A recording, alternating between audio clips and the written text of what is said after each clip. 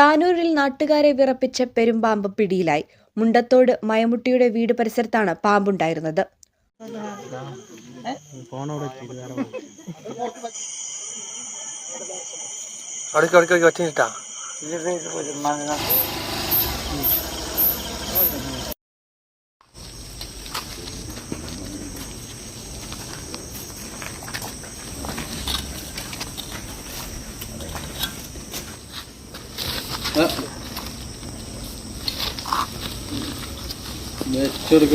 TDRF വളണ്ടിയറും snake റെസ്ക്യൂവറായ സലാം അഞ്ചുടിയുടെ നേതൃത്വത്തിൽ ഷെഫീഖ് ബാബു, നൌഫൽ താനൂർ, ജാബിർ, മുജീബ് കാട്ടിലങ്ങാടി എന്നിവർ ചേർന്നാണ് പാമ്പിനെ പിടികൂടിയത്.